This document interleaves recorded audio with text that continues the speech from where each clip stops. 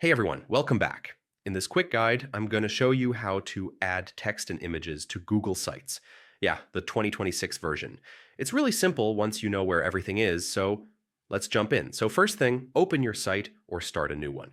If you're creating a fresh page, just click the blank option. It loads in a few seconds, and you'll see the editor right away. All right, now let's add some text.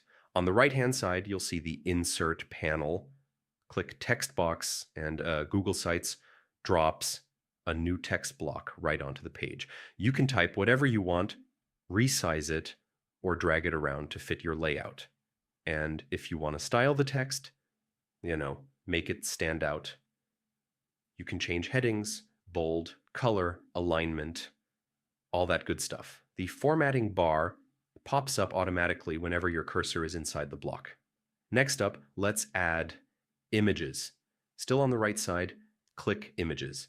You can upload from your computer, pick from Google Drive, or even search the web. Yeah, Google keeps it pretty flexible.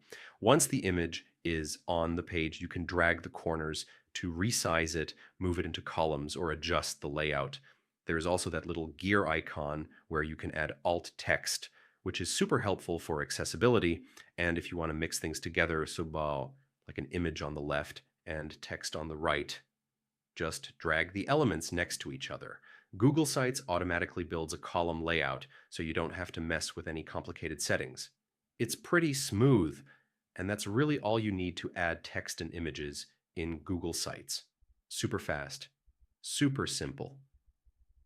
If this helped you out, feel free to like the video and subscribe for more guides. Thanks for watching, and yeah, I'll see you in the next one.